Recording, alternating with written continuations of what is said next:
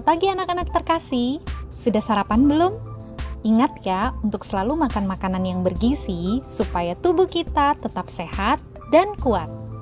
Anak-anak, pagi hari ini kita akan kembali merenungkan sebagian dari firman Tuhan. Firman Tuhan terambil dari 1 Timotius pasal 2 ayat 5. 1 Timotius 2 ayat 5 berkata, "Karena Allah itu Esa, dan Esa pula Dia yang menjadi pengantara antara Allah dan manusia, yaitu manusia Kristus Yesus." Demikianlah firman Tuhan.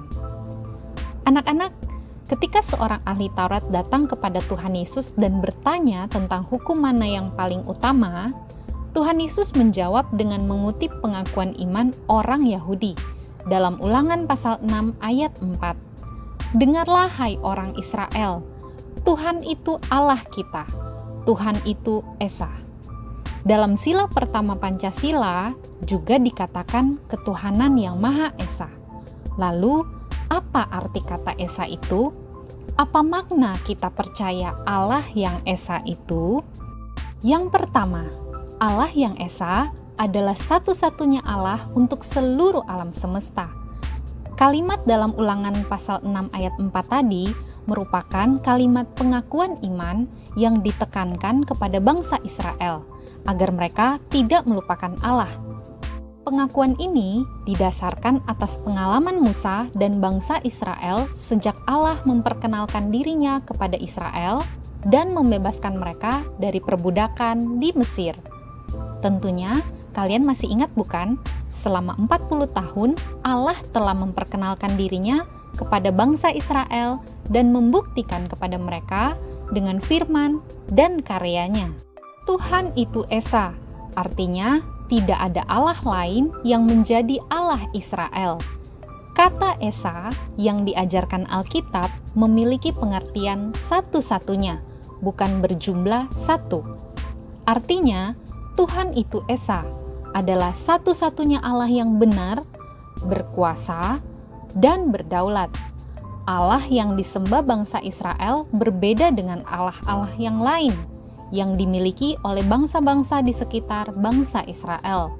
Dalam sejarah bangsa Israel, kita akan menemukan bahwa setiap suku bangsa yang tinggal di sekitar daerah Israel mempunyai dewa-dewa mereka sendiri, dan mereka menyembah lebih dari satu dewa. Mereka hidup dengan saling membandingkan dewa-dewa mereka, dan mereka dapat berpindah ke dewa yang mereka anggap lebih besar dan lebih hebat.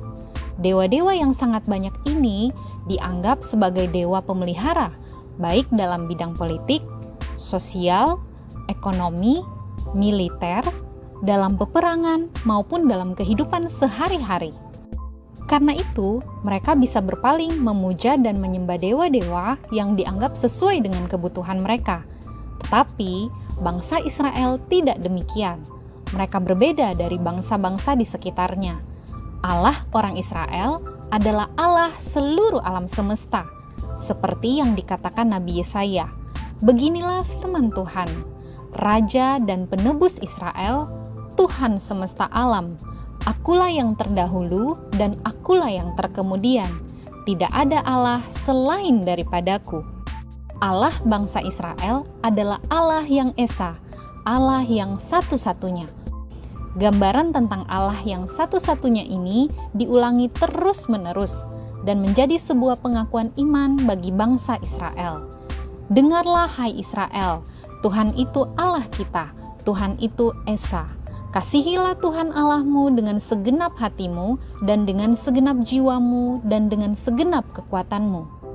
Setelah kita mengetahui dan mengenal Allah yang Esa, satu-satunya Allah yang benar, maka bagian kita adalah mengasihi Allah dengan segenap hati, segenap jiwa, dan dengan segenap kekuatan kita. Hal yang kedua, Allah yang Esa mengingatkan kita bahwa hanya Tuhan Yesus saja yang dapat menjadi pengantara kita dengan Allah.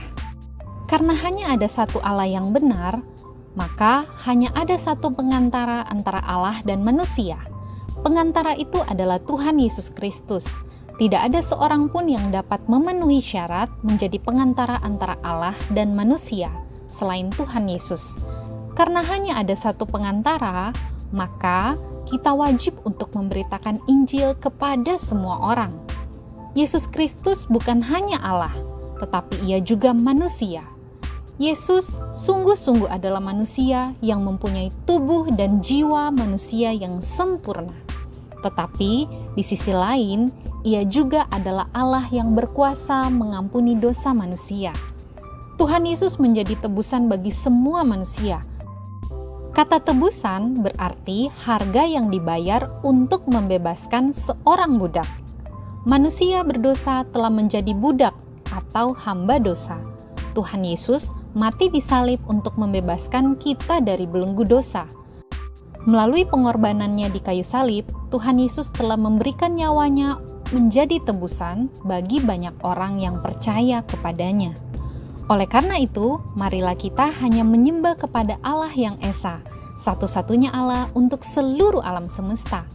Allah yang telah memelihara dan menyelamatkan hidup kita dari dosa, Allah yang mati dan bangkit pada hari yang ketiga, Allah yang senantiasa menyertai kita sampai akhir zaman, pengantara antara Allah dan manusia, Allah yang kita sembah di dalam nama Yesus Kristus. Amin.